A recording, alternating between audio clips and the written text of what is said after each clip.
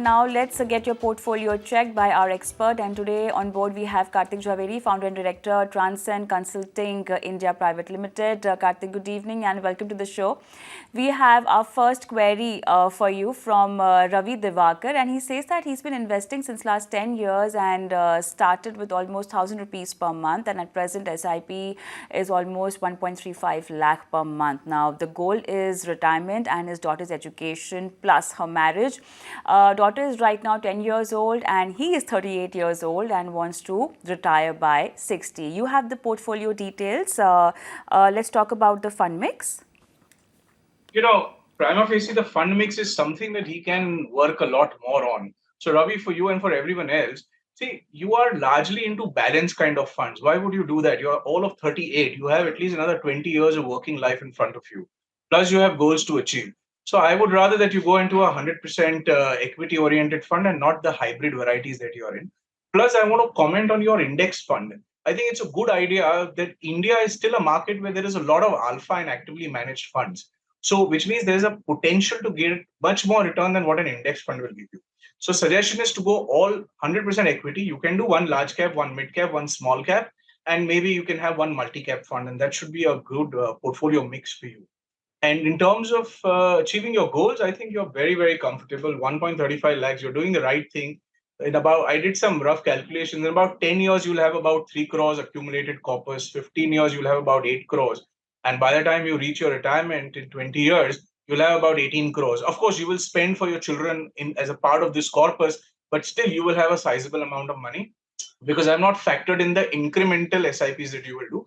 This is as on today. If you continue to do this, you are still very, very comfortable and you're doing the right thing. Just a little comment, don't do hybrid, go for 100% equity right now. How should he divide these goals? Because you're talking about his education, marriage, and retirement will come at different point in times. So, how can one decide the corpus and the planning that goes into building that corpus?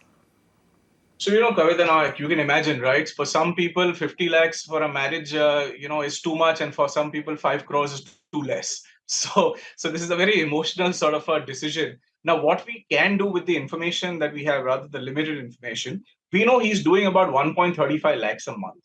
So we can make a projection of how the fund will keep moving. We don't even have information on how much additional SIPs he can do on a yearly basis. But even if he did a marginal 10% increase, the corpus will be much larger. Right now, we're just going with the assumption that you keep doing this 135, your fund will keep growing. And typically for an education, if you even are talking about international education, it should cost you after 10 years time, it should cost you in the range of about 1.5 to 2 crores. So which means if you put it out of your fund, you'll still have enough money left behind. That will get carried forward. Plus you'll do some incremental SIPs. Then marriage will happen. And another, maybe in 15 years time, you pull another 2 crores. You'll still have a decent about 4 or 5 crores left in your kitty. And then you're just saving for your retirement, which you will end up with about 10 to 12 crores. So even with withdrawals, you should be okay. Plus, I'm factoring in that you will keep incrementing your SIP. You started with 1,000. Today, you are at 135,000. So you're doing a fantastic job, and you're doing the right thing in the right direction. Just fund composition, what can be better? Practical should you be with your corpus amount that you want to build, especially for retirement, because there's a long time for it now, and it's nice that you're planning for it, but then you've got to keep a lot of things in mind. So what's going to be the calculation for that? So in terms of calculation, what I would look at is that if you are looking at an expenditure of about a lakh of rupees a month, then from that angle, you need to have a corpus of approximately at least about, somewhere in the range of 10 crores or so, because you have to factor in for inflation also. So if you're looking at an approximate 10 crore by the time you're 60, which I think you can very comfortably achieve after spending the money for education and wedding of your kid, you will be still absolutely fine. So just about a 10 crore corpus should take care of giving you a cash flow about 2.5 lakhs, which is equal to about 1 lakh of today as an expenditure. Let's go on to our next query. Anup Bhattacharya. Now his focus is to retire at 60 and he's also 38 and monthly income is 65,000, and he wants to know what kind of mutual funds can he invest into to have a corpus of 3 CR for his retirement, and right now he can invest up to rupees 10,000 per month. He's got some RDs of 1 lakh and so far no financial liabilities. How soon should he be stopping his RDs? Way. I mean, your question actually has the answer in it. So I think Anup, for you, I mean, again at 38, you don't want to do a conservative kind of a strategy, right? You want to do something which will help you create wealth, build assets, grow your money over a period of time. So your 10,000 unfortunately will bring you at somewhere in the range of about 1 crore and 75, in the next 20 years by the time you're 60. And your target is to get at least double of that, which means automatically you need to double your SIP.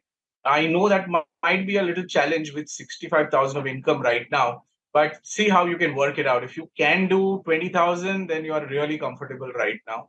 If you can't do it, then I also think that, another calculation could be that every year try and increase your SIP by at least about 10 to 15%. So assuming that your income will go up, it'll get revised by inflation through your work Sure. every year 10%. Right. So if you do that, then your 3 clause is good. All right, quickly, let's go on to our next viewer, Reema. She sent you a question and she says that she's recently given birth to her second child and how to add the newborn to all her health policies, and does it have an extra cost for adding the child? So far, she has an insurance policy of 7.5 lakh base cover with 5 lakh top up and another 50 lakh top up. Okay, the first comment for Rima and everybody is if you're living in a large city like Mumbai, Delhi, Bangalore, etc., your base cover should be 10 lakhs. That's point number one.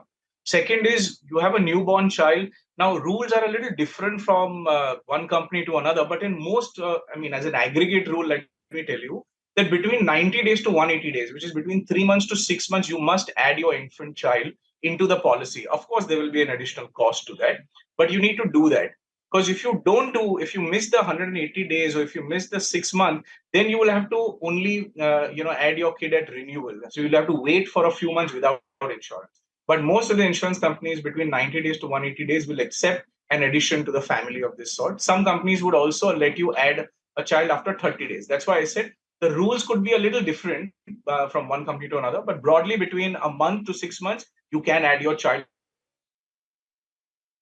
All right, so that will be all, Karthik. There's some bandwidth issue also, but then we've got the recommendation that you've given for Reema. Thank you so much for being on the show.